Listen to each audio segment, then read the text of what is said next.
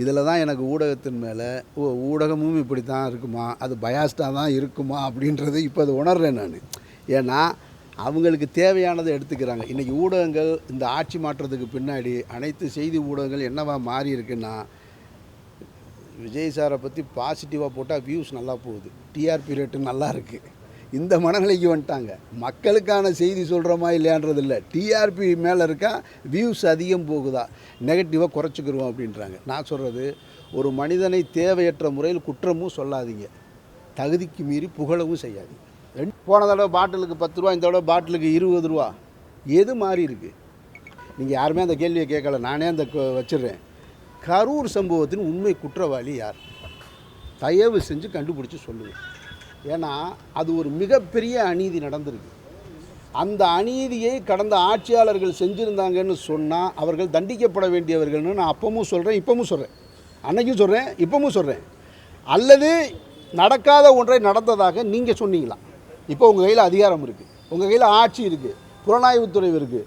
ஒன்றிய அரசிட்ட நீங்கள் கேட்டால் எது வேணாலும் உங்களுக்கு செஞ்சு கொடுக்கறதுக்கு அவங்க தயாராக இருக்காங்க. மத்திய புலனாய்வுத்துறையும் இருக்குது. கரூர் சம்பவத்தில் உண்மை குற்றவாளிகள் யாருன்னு கண்டுபிடிச்சி சொல்லுங்கள், இந்த மக்களுக்கு தெரியணும். வந்தே மாறம் போடும்போது நம்மள்கிட்ட கேட்டானா அவன்?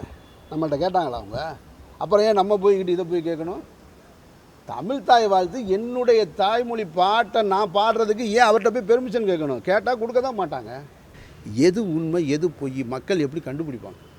இவங்களெல்லாம் எப்படி மக்கள் பிரதிநிதியாக நீங்கள் தேர்ந்தெடுத்தீங்க? அப்போ இவங்கெல்லாம் நம்ம சமூகத்தில் அழித்தொழிக்கப்பட வேண்டிய ஒரு புல்லுருவிகள் மாதிரி இருக்காங்க.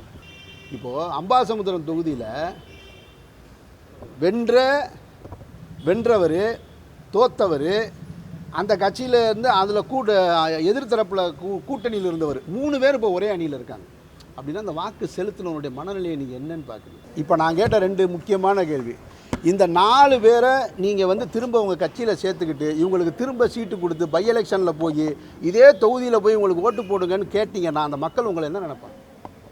இந்த 4 எம்எல்ஏக்களுக்கு திரும்ப தாவேகாவில் சீட்டு கொடுத்தா அதை விட ஜனநாயக படுகொலை வேறு எதுவுமே கிடையாதுன்றது என்னுடைய கருத்து.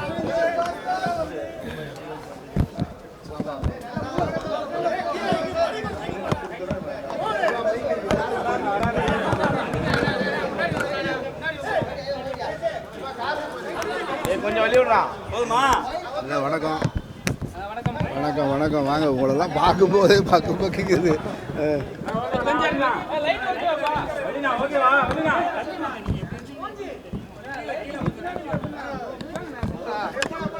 கொஞ்சம் மைக்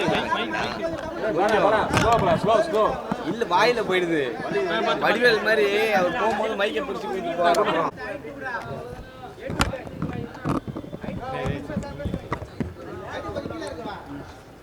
நாளைக்கு திருச்சி மக்களை ஒரு காலேஜில் கூப்பிட்டு மீட் பண்ணி நன்றி தெரிவிக்கிறாரு முதலமைச்சர் விஜய். நீங்கள் எப்படி பார்க்குறீங்க? ஏன்னா ஒரு மக்களை அவங்களோட தொகுதியில் போய் சந்திக்காமல் இது மாதிரி ஒரு காலேஜில் மீட் பண்ணுறது, குறிப்பிட்ட மக்களை மட்டும் கூப்பிட்டு வச்சு பண்ணுறது எந்த விதத்தில் சரியாக இருக்கும்? முதல்வர் விஜயா இதில் சரி தவறு அப்படின்றத விட அவருடைய கம்ஃபர்ட் ஜோனில் அவர் இருக்கார் அப்படின்றத நம்ம புரிஞ்சுக்க முடியும். முதலமைச்சராக கூட வேணா அது அப்படி தான் நம்ம அதுலேருந்து நம்ம புரிஞ்சிக்க வேண்டியது. அந்த செய்தியிலேருந்து நமக்கு வர்ற கருத்து என்னென்னா, அவருடைய கம்ஃபர்ட் ஜோனில் இருக்கார். அவர் ஒரு வேளை பொதுவெளிக்கு போகும்போது மீண்டும் கூட்டம் வரும் அப்படின்ற சிந்தனை இருக்கலாம், ஏதோ பல்வேறு காரணங்கள் இருக்கலாம். ஆனால் ஆட்சி அவங்களுடையதாக இருக்கும் பொழுது நிச்சயமாக ஒழுங்குபடுத்த முடியும். ஏன்னா முந்தைய ஆட்சி காலகட்டத்தில் பாதுகாப்பு சரியாக கொடுக்கல அப்படின்னு இருக்கும் பொழுது இப்போ அவங்களுடைய ஆட்சி அவங்க நினச்சா கூடுதல் பாதுகாப்பை கொடுக்கலாம். இதெல்லாம் சரியாக தவறான முடிவெடுக்க வேண்டியது அவருக்கு வாக்களித்த மக்கள் தான். நம்ம இதில் பெரிய கருத்து சொல்லி அவரை அதை காயப்படுத்தணுன்ற அவசியம் இல்லைன்னு நான் நினைக்கிறேன்.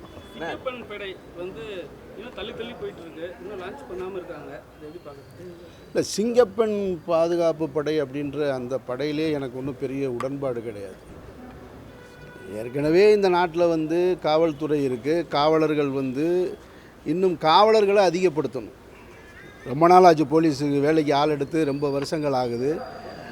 ரொம்ப குறைவான எண்ணிக்கையில் தான் காவலர்கள் இருக்காங்க. அதனால் காவலர்களை அதிகமாக எடுக்கணுன்றது நம்ம கடந்த ஆட்சியிலேருந்து சொல்லிக்கிட்டே இருக்கோம். நம்ம ஒரு காவலருக்கு பணிச்சுமை அதிகமாகுது. பணிச்சுமை அதிகமாகிறதுனால தான் ஃப்ரஸ்ட்ரேஷனில் இருக்காங்க.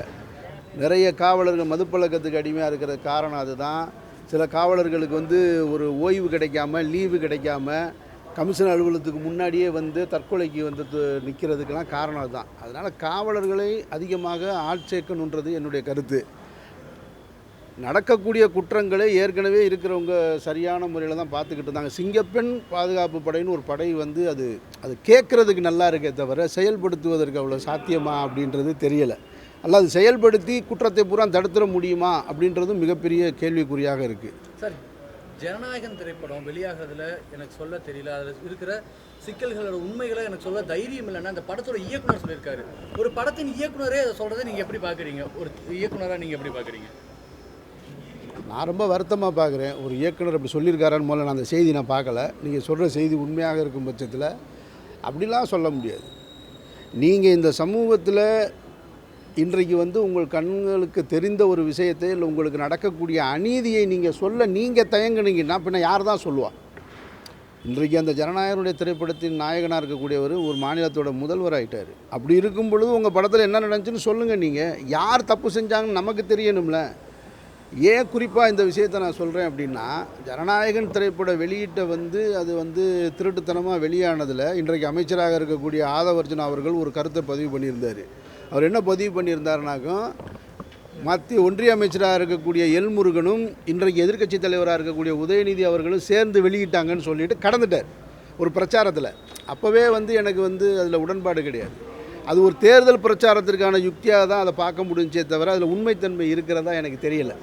அது ஒரு பொய் தகவல் தான். அது பொய் தகவலாக இருக்கிறதுனால தான் இன்றைக்கி வரைக்கும் உங்களால் அதை நிரூபிக்க முடியலை. அப்போ அப்படி இருக்கும் பொழுது என்ன நடந்துச்சுன்னு நான் சொல்ல மறுக்கிறேன் அப்படின்னா யார் தான் சொல்லுவா? இப்போ என்ன நடந்ததுன்னு யார் சொல்லுவா? அப்போ மக்களுக்கு எது தான் செய்தி? எப்படி தான் ஒரு உண்மையை கண்டறிகிறது? ஒன்று சம்மந்தப்பட்டவங்க சொல்லணும். இதை நான் ஏற்கனவே சொல்லியிருந்தேன். யார் தடுக்கிறாங்கன்னு தடுக்கிறவங்களும் சொல்ல மாட்டேன்றாங்க, அடித்தவங்களும் சொல்ல மாட்டேன்றான், அடி வாங்குறவங்களும் சொல்ல மாட்டேன்றாங்கன்னா நம்ம எப்படி தெரிஞ்சுக்கிறது? நம்ம என்ன நிலைப்பாட்டு எடுக்கிறது? ஒரு பாதிக்கப்பட்டவர் தனக்கு நடந்த அநீதியை பொதுவெளியில் சொன்னால் தானே நம்ம கேட்க முடியும். அந்த பக்கம் யார் பாதிப்படைஞ்சிருக்காங்களோ அவங்க பக்கம் நிற்க முடியும். அதனால் இயக்குனருடைய அந்த கருத்தில் எனக்கு ஏற்புடையதில்லை. ஜனநாயகம் படம் ரிலீஸ் ஆகிறதுக்கு முன்னாடியே படம் லீக் அவுட் ஆச்சு. ஆனால் அதுக்கு வந்து தமிழ் திரையுலகில் வந்து யாருமே கண்டனம் தெரிவிக்கல. ஆனால் அமீர் அவர்கள் வந்து அந்த கண்டென்ட்டுக்கு கண்டனம் தெரிவிச்சிட்டார். இஸ்லாமியர்களை வந்து இது பண்ணியிருக்காங்க அப்படின்னு சொல்லிட்டு. அப்படிலாம் சொல்லாங்க, கண்டனம் தெரிவிக்கலாம் சொல்லாங்க. நீங்கள் முதல்ல உங்ககிட்ட ஒரு கேள்வி கேட்குறேன். நீங்கள் எப்போ பார்த்தாலும் என்ன பண்ணுறீங்கன்னா, ஒருத்தரை கொண்டு உயரத்தில் வச்சுருங்க, வச்சுட்டு அவர் குறித்த கேள்வி எல்லா இடத்துலையும் கேட்குறீங்களே தவிர தமிழ்நாட்டில் திரைத்துறை சார்ந்த பல்வேறு பிரச்சனைகள் நடந்தது, இதுக்கெல்லாம் நீங்கள் மற்றவங்கள்ட்ட கேள்வி கேட்டீங்களா? அவங்க ஏதாவது கருத்து சொன்னாங்களா? ஜக்குபாய் ரிலீஸ் ஆனப்போ யார் யார் வந்து கருத்து சொன்னது? யார் வந்து சொன்னது? யாராவது சொன்னாங்களா? அப்படிலாம் இங்கே சொல்லக்கூடாது. நீங்கள் அது ஏன் கண்டனம் தெரிவிக்கலைன்னு நான் தான் சொல்கிறேன். அந்த நீங்கள் வந்து இப்போ என்கிட்ட ஒரு கேள்வியை முன்வைக்கிறீங்க. ஜனநாயகன் திரைப்படம் வந்த பொழுது நான் சொல்கிறேன், நான் அதில் எடிட் வெர்ஷன்னு போட்டிருக்கு, அதனால் இந்த இடத்துலேருந்து இதை போயிருக்க தவிர வேறு வழி இல்லை, இதுதான் வாய்ப்பு அதிகம் இருக்குதுன்னு நான் சொன்னேன். நான் சொன்ன உடனே நீங்கள் என்ன பண்ணீங்க? பெப்சியில் இருக்கக்கூடிய பெப்சி தலைவராக இருக்கக்கூடிய செல்வமணியும் எடிட்டர் சங்க தலைவரும் 2 பேரும் உட்காந்து அமீருடைய கருத்து தவறுன்னு ஒரு ப்ரெஸ் மீட் கொடுத்தாங்க. என்கிட்ட கூட கேட்கல. அந்த கருத்தையும் நீங்கள் தான் பதிவு பண்ணீங்க. கடைசியில் என்ன நடந்தது? யாரை கைது பண்ணாங்க? யார்கிட்ட விசாரணை செஞ்சாங்க?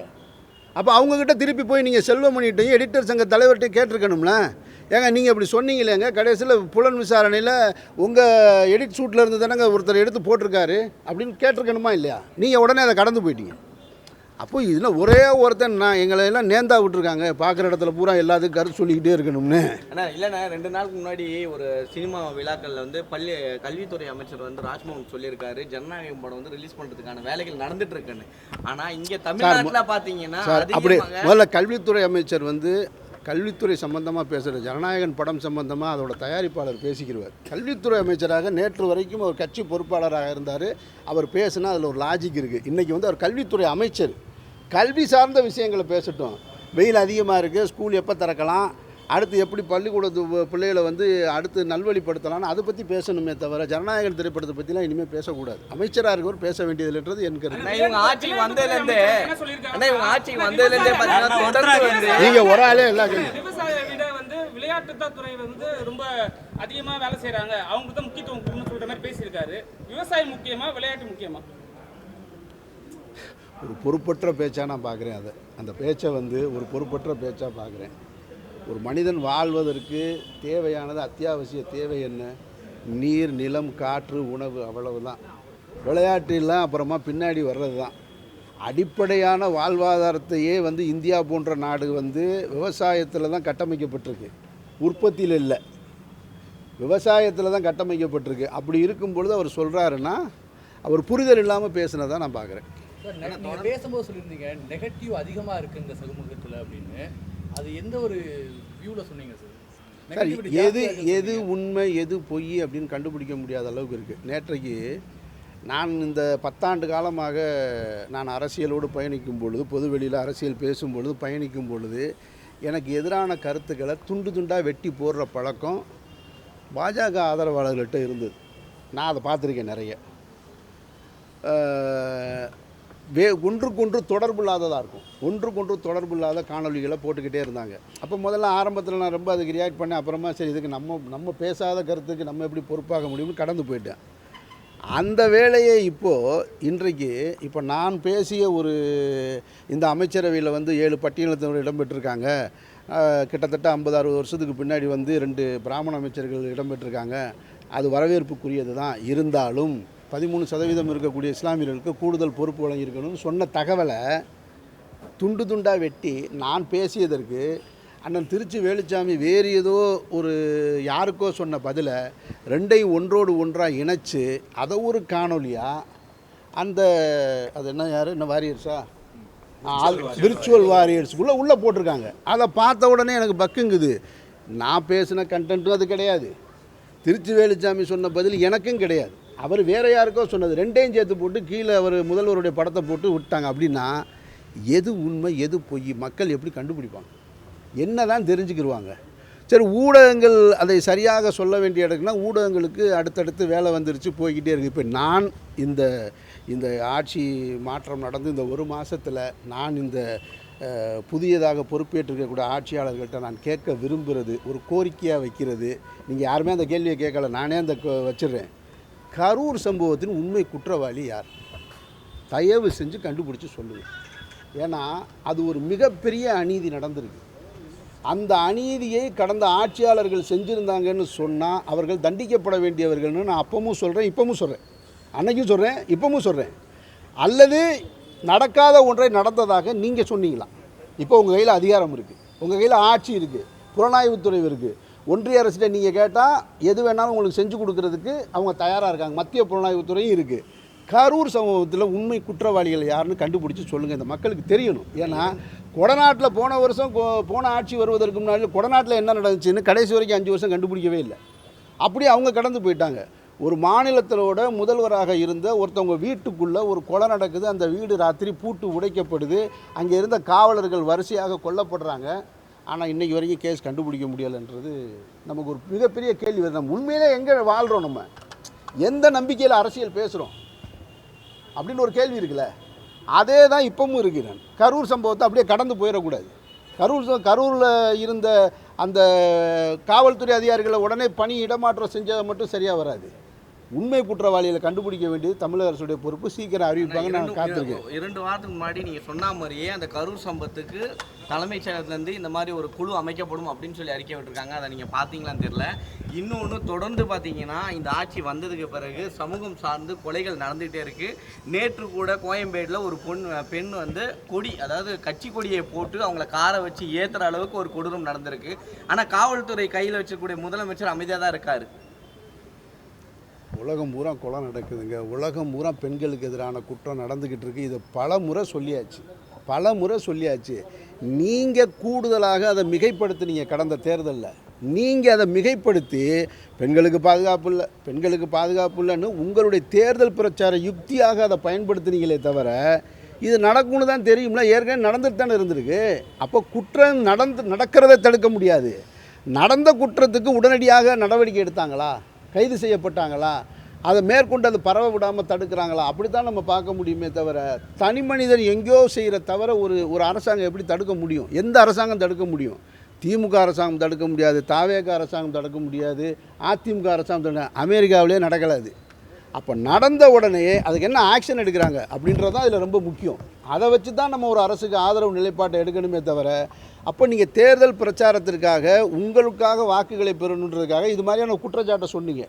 அதனால தான் இன்றைக்கி அவங்க அதை பயன்படுத்தி கடந்த முறை ஆட்சியில் இருந்தவங்க 25 நாளில் எத்தனை கொலை நடந்திருக்கு பாருங்கள், 45 கொலை நடந்திருக்கு, இவ்வளோ வரிப்பை நடந்திருக்கு, போன தடவை பாட்டிலுக்கு 10 ரூபா, இந்த தடவை பாட்டிலுக்கு 20 ரூபா, எது மாறி இருக்குது அப்படின்ற ஒரு கேள்வி இருக்குது இல்லையா?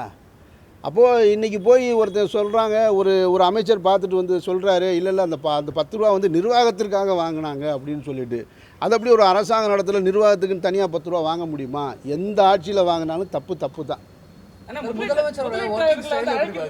ரீல்ஸ் போட்டு இப்போ இருக்கிற அமைச்சர்கள் ஒரு விஷயம் பண்ணிருக்காங்க, அது எப்படி பார்க்குறீங்க சார்? அதெல்லாம் அவங்கெல்லாம் புரியாமல் முதல் முறையாக வந்திருக்காங்க அதிகாரத்துக்கு. எல்லாருமே வந்து நடிகர் விஜய் அவர்களுக்கு ரசிகர்களாக இருந்தவங்க இன்றைக்கு முதல்வர் விஜய் அவர்களுடைய அமைச்சரவையில் இடம்பெற்றிருக்காங்க. அனுபவ போதாமை தான் காரணமே தவிர இதையெல்லாம் பெரிய சர்வதேச குற்றமான பார்க்கலாம். இதெல்லாம் சரி செஞ்சுக்க முடியும், ஒரு அமைச்சர் ரீல்ஸ் போட்டது ஆமாம் தப்பு, ஒரு அமைச்சர் சுற்றுச்சூழல் துறையை சுற்றுலாத்துறைன்னு தனக்கு கொடுக்கப்பட்ட துறையவே மாற்றி சொன்னது தப்பு, ஒரு அமைச்சர் போய் முறுக்கு எக்ஸ்பைரி டேட்டு கேட்குறாரு, அதெல்லாம் ஆர்வக்கோளாறில் செய்கிறது, புரியாமல் தான். அந்த முறுக்கு இன்னும் 4 நாள் விட்டால் அதுவே முடிஞ்சு போயிடும், அதுவே பதத்து போயிடும், அதுவாக பிரச்சனை. அதை போய் எக்ஸ்பைரி டேட்டு கண்டுபிடிச்சி என்ன செய்ய? நம்ம வாங்குகிற மெடிக்கல் ஷாப்பில் வாங்குகிற மருந்துக்கு எக்ஸ்பைரி டேட்டு பார்த்து யாராவது வாங்குறீங்களா? இதுவரை செக் பண்ணிடுறீங்களா நீங்கள்? இப்படி நம்ம கண்டுபிடிக்க வேண்டியது நிறைய இருக்குது. அப்போ இதெல்லாம் அவங்களுடைய ஆர்வத்தின் வெளிப்பாடாக நான் பார்க்குறேனே தவிர இதை ஒரு குற்றமா அப்படின்னு சொன்னால் இது குற்றம்னு நான் சொல்ல முடியாது. அவங்களுடைய அணுகுமுறையில் சில இப்போ தான் ஃபஸ்ட்டு ஸ்டெப்பில் இருக்காங்க. அப்போ ஃபஸ்ட்டு ஸ்டெப்பில் இருக்கவங்கள பார்த்து வெறும் கேலியும் கிண்டலும் செய்வது எனக்கு ஏற்புடையதில்லை. அவங்கள அப்படியே மெதுவாக தட்டி கொடுத்து போவோம், இன்னும் சரியாக செய்கிறாங்களான்னு பார்ப்போம், மக்களுக்கு எதிரான சட்டங்களில் திட்டங்களில் என்ன நிலைப்பாட்டை எடுக்கிறாங்கன்னு பார்ப்போம். அப்படி தான் நான் பார்ப்பேன், நான் அப்படி தான் பார்க்கணும். உடனே இவங்க வந்த உடனே நம்ம நினைக்கிறோம் அவங்கக்கிட்ட வந்து 6 மாதம் அவங்க காத்திருக்கணும்னு. ஒரே ஒரு விஷயத்தை நானாக வழியை உங்ககிட்ட 2 விஷயம், முதல்ல கரூர் விஷயம் சொன்னேன், இப்போ 2வது சொல்கிறேன். நடந்த நிகழ்வுகள்லையே நான் ரொம்ப வருத்தத்துக்குரிய நிகழ்வாக பார்க்குறது நீங்கள் சொல்கிற எதையுமே கிடையாது. முதல்வர் அவர்கள் வந்து தனி கல்லூரியில் போய் நன்றி செலுத்துகிறாரு அல்லது இதெல்லாம் இல்லை. ஒரு வாக்கு செலுத்தியிருக்கான், 21 நாள் தான் ஆகிருக்கு. தேர்தல் நடந்து 21 நாள் தான் ஆகுது. 21வது நாளில் 4 எம்எல்ஏ தன்னுடைய பதவியை ராஜினாமா பண்ணிட்டு போகிறான்னு சொன்னால் இவெல்லாம் யார்? இவங்கெல்லாம் யார்? இவங்களெல்லாம் எப்படி மக்கள் பிரதிநிதியாக நீங்கள் தேர்ந்தெடுத்தீங்க? அப்போ இவங்கெல்லாம் நம்ம சமூகத்தில் அழித்தொழிக்கப்பட வேண்டிய ஒரு புல்லுருவிகள் மாதிரி இருக்காங்க. என்ன காரணத்துக்காக ராஜினாமா செஞ்சாங்க சொல்லுங்கள்? மேகதாது அணை கட்டுறதுக்கு எதிராக தன்னுடைய பதவியை ராஜினாமா செஞ்சாங்களா? இல்லை முல்லை பெரியாறு அணையில் நீர்மட்டம் உயரலை அதுக்காக ராஜினாமா செஞ்சாங்களா? இல்லை ஒன்றிய அரசு கொடுத்த இப்போ சட்டத்திட்டங்களை வந்து தமிழ்நாட்டில் வந்து ரொம்ப இன்ஃப்ளூயன்ஸ் பண்ணுறாங்க அதுக்கு எதிராக ராஜினாமா செஞ்சாங்களா? என்ன காரணத்துக்காக 4 பேர் ராஜினாமா செய்கிறாங்க? யாராவது கேட்கணும்ல. இது மிகப்பெரிய ஜனநாயக படுகொலை இல்லையா? ஊடகங்கள் எல்லாம் கேட்க மறந்தது ஏன்? ஊடகங்கள் இது குறித்து பேச மறந்தது ஏன்? உண்மையை சொல்லணும்னா ஆண்ட கட்சியாக இருக்கட்டும், வேறு யாராவதாக இருக்கட்டும், அந்த 4 பேர் மேலே வழக்கு தொடுத்துருக்கணுமா இல்லையா? நீங்கள் உயர் நீதிமன்றத்தில் வழக்கு தொடுங்க, உச்ச நீதிமன்றத்தில் வழக்கு தொடுங்க. நான் பேசிக்கிட்டு இருக்கேன் என்னுடைய வழக்கறிஞர்கிட்ட. இதுக்கு ஒரு வழக்கு போட்டு உங்கள் 4 பேரை நம்ம கேட்டால் என்ன நினச்சிக்கிறீங்க? தேர்தல் ஆணையம் சொல்லுது நீ பூரா வாக்களிக்கணும், சரியாக வாக்களிக்கணும்னு போய் ஒருத்தன் காலையிலேருந்து அடிக்கிற வெயிலில் போய் அன்றைக்கி நின்று வாக்கு போட்டுட்டு வந்தால் அவன் முடிவெடுத்து தானே போட்டிருக்கான்.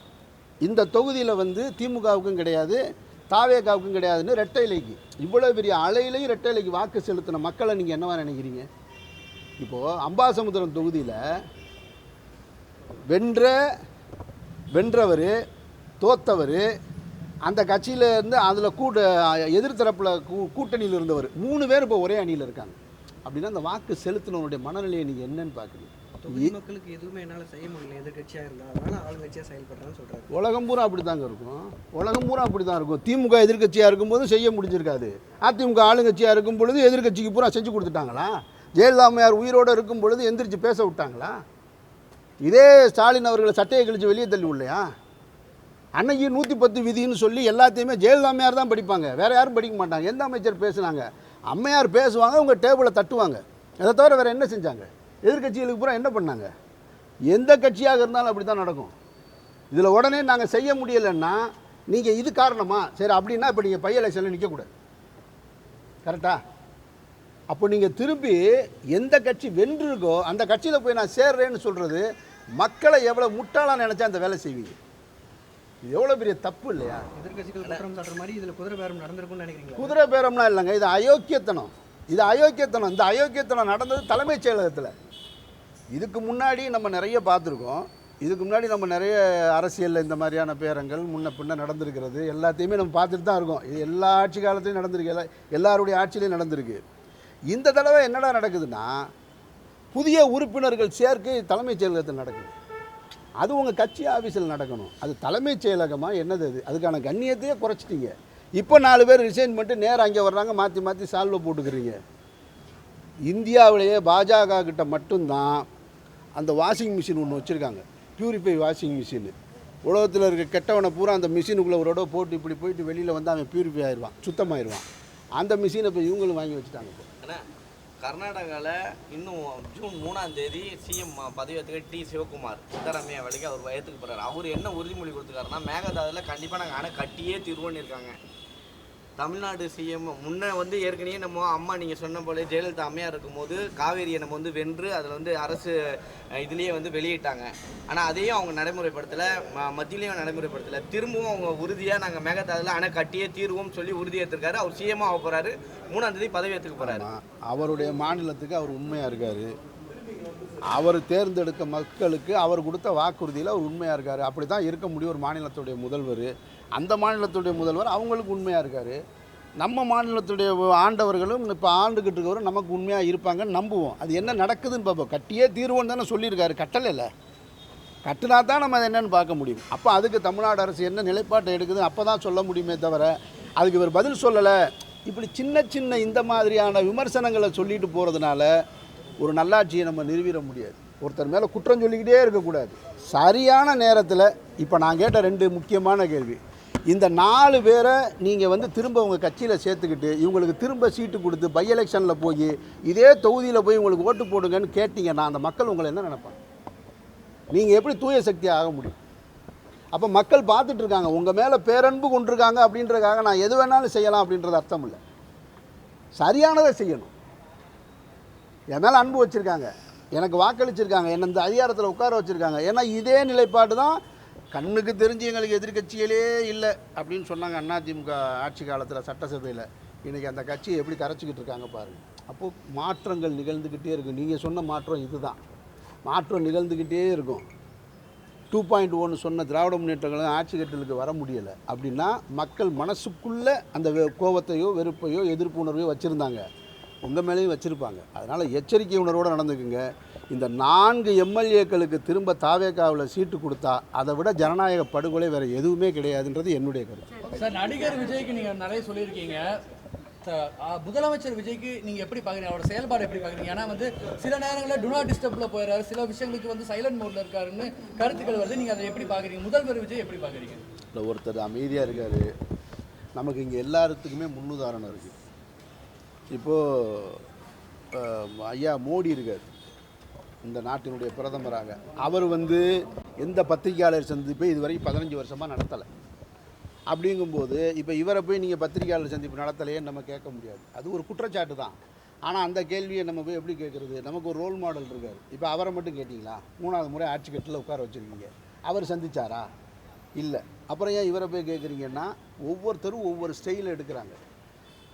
கலைஞர் அவர்கள் வந்து பத்திரிகையாளர்களை சந்திச்சுட்டு போவார், கேட்குற கேள்விக்கு பதில் சொல்லுவார். ஜெயலலிதா அம்மையார் ரொம்ப லிமிட்டடான அந்தந்த நேரத்தில் முக்கியமான இஷ்யூக்கு மட்டும் சந்திப்பாங்க. இவர் சந்திக்கவே இல்லை. இது ஒரு ஸ்டைலு. அதுக்காக நான் அவரை குறை சொல்ல முடியாது. நீங்கள் சந்திக்கலைன்றது குறை சொல்ல முடியாது. ஒருத்தர் அமைதியாகவே இருக்கார், அதனால் குற்றம் சாட்ட முடியுமா? குற்றம் சாட்ட முடியாது. ஐயா நரசிம்மராவ் இப்படி தான் இருந்தார், பேசவே மாட்டார். செயல்பாடு என்னன்னு தான் பார்க்கணும். அதனால் விஜய் அவர்கள் மாண்புமிகு விஜய் அவர்கள் பேசுகிறாரா இல்லையான்றதில்ல பிரச்சனை, செயல்படுறாரா இல்லையான்றது தான் நம்ம பார்க்கணும். அப்போ ஒவ்வொரு பிரச்சனைகள் வரும்போது நம்ம சுற்றி நடக்கக்கூடிய அல்லது ஒன்றிய அரசினுடைய அழுத்தம் மாநிலத்துக்கு வரும்போது என்ன முடிவெடுக்கிறாருன்னு தான் பார்க்கணும். எனக்கு ஒரே ஒரு விஷயம் மட்டும் உடன்பாடு இல்லாமல் இருந்தது. இப்போ போய் ஒரு 4 கோரிக்கை வச்சார் பிரதமரை பார்த்து. அதில் வந்து தமிழ்தாய் வாழ்த்து பாடணும்னு சொல்லி அனுமதி கேட்டார் பாருங்கள். அதிலெல்லாம் எனக்கு ஏற்புடையது கிடையாது. உங்கள் வீட்டில் என்ன பாடணும்னு நீங்கள் தான் முடிவு பண்ணணும். அவன் யார் நமக்கு அதிகாரம் ஒப்புதல் அளிக்கிறதுக்கு? வந்தே மாறம் பாடும்போது நம்மள்கிட்ட கேட்டானா? அவன் நம்மள்கிட்ட கேட்டாங்களா? அவங்க அப்புறம் ஏன் நம்ம போய்கிட்டு இதை போய் கேட்கணும்? தமிழ் தாய் வாழ்த்து என்னுடைய தாய்மொழி பாட்டை நான் பாடுறதுக்கு ஏன் அவர்கிட்ட போய் பெர்மிஷன் கேட்கணும்? கேட்டால் கொடுக்க தான் மாட்டாங்க. அதெல்லாம் கேட்டதில் எனக்கு ஏற்படுதில்லை. அதர் ஸ்டேட்ல இருக்கக்கூடிய முதல் துணை முதல்வர் வந்து கிண்டல் பண்ணியிருக்காரு தமிழ்நாட்டை. சாரி அவரே சினிமா விட்டு போயிட்டார். அவரை போய் வச்சு அவர் ரொம்ப பிரியத்தில் இருந்தார். அப்போ ஒரு 10 வருஷத்துக்கு முன்னாடி ரொம்ப பிரியமாக இருந்தார். உங்களுக்கு தெரியும், இன்றைய முதல்வர் வந்து நடிகராக உச்சத்தில் இருக்கும் பொழுது வெளிப்படையாக எதுவுமே பேச மாட்டார். அவரை பற்றி உங்களுக்கு நல்லா தெரியும். அது ஒரு டைப்பு. அது ஏன்லாம் நம்ம கொஸ்டின் பண்ணக்கூடாது. அது அவருடைய ஸ்டைலு. அவர் பொதுவாக நான் இவர் படத்தில் நடிக்கணும்னா சொல்ல மாட்டார். அவர் முதல் முறையாக 2013-14 காலகட்டம் நினைக்கிறேன், ஆனந்தவிடனில் ஒரு இன்டர்வியூ கொடுத்துருந்தார். ஆனந்தவிடனில் இன்டர்வியூ கொடுத்துருந்தார். அது அட்டையில் இருந்தது. அந்த புத்தகம் இன்னும் என்கிட்ட இருக்குது. பாலா அமீர் படங்களில் நடிக்க ஆசை, விஜய் அவர்கள் பேட்டி. இதுதான் தலைப்பே. அப்போது அவர் கண்ணபுரான் கதை நான் சொன்னது பிடிச்சிருந்தது.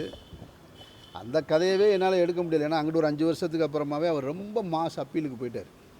மாஸ் அப்பீலுக்கு போன உடனே நான் அப்பயே சொல்லிட்டேன், நான் இதை இனிமேல் அவரை வச்சு எடுக்க முடியாது அப்படின்னு. இப்போ அவர் சினிமாலே நடிக்கலை. அவருக்கு பெரிய பொறுப்பு வந்துருச்சு. இப்போ போய் கண்ணபுரானை போய் பேசிக்கிட்டு இருக்கீங்க. நீங்கள் ஏதோ கேட்டீங்க. நீ 35 கேள்வி போய் ஒரு நிமிஷம் இருங்க. இங்கே தமிழ்நாட்டில் அந்த கருத்து பரவிலே இருக்கு. அது நீங்கள் சமூக வலைத்தளத்தில் போடாமல் அந்த வாட்ஸ்அப் ஸ்டேட்டஸ் அருமையான ஒரு கேள்வி கேட்டார். நான் வந்து எந்த சமூக வலைதளத்துலையும் இல்லை, வாட்ஸ்அப்பில் தான் ஸ்டேட்டஸ் வைக்கிறேன். அதில் அனைத்து பத்திரிகை நண்பர்களும் இருக்காங்க, பெரியதுலேருந்து சின்ன லெவலில் இருக்கிற வரைக்கும். அதனால் அது வந்து எடுத்துக்கிறாங்க. இந்த கடந்த 1 மாதமாகவும் நான் ஸ்டேட்டஸ் போட்டுட்டு தான் இருக்கேன். ஆனால் எதுவுமே வெளியில் வரலை. இதில் தான் எனக்கு ஊடகத்தின் மேலே ஊடகமும் இப்படி தான் இருக்குமா, அது பயாஸ்டாக தான் இருக்குமா அப்படின்றது இப்போ அது உணர்றேன் நான். ஏன்னா அவங்களுக்கு தேவையானதை எடுத்துக்கிறாங்க. இன்றைக்கி ஊடகங்கள் இந்த ஆட்சி மாற்றத்துக்கு பின்னாடி அனைத்து செய்தி ஊடகங்கள் என்னவா மாறி இருக்குன்னா, விஜய் சாரை பற்றி பாசிட்டிவாக போட்டால் வியூஸ் நல்லா போகுது, டிஆர்பி ரேட்டு நல்லா இருக்குது. இந்த மனநிலைக்கு வந்துட்டாங்க. மக்களுக்கான செய்தி சொல்கிறோமா இல்லையான்றது இல்லை, டிஆர்பி மேலே இருக்கா, வியூஸ் அதிகம் போகுதா, நெகட்டிவாக குறைச்சிக்கிறோம் அப்படின்றாங்க. நான் சொல்கிறது, ஒரு மனிதனை தேவையற்ற முறையில் குற்றமும் சொல்லாதீங்க, தகுதிக்கு மீறி புகழவும் செய்யாதீங்க, ரெண்டுமே செய்யாதீங்க. ஊடகங்கள் நடுநிலையாக இருங்க. மக்களுக்கு நீங்கள் சொன்னால் தான் செய்தி, நீங்கள் சொல்கிறத தான் நாங்கள் நம்புகிறோம். அப்போ நீங்கள் சரியானதை செய்யுங்கன்றது உங்கள்கிட்ட அன்பான கோரிக்கை வச்சுக்கிறேன். பற்றி பேசவே மாட்டீங்க. அடுத்த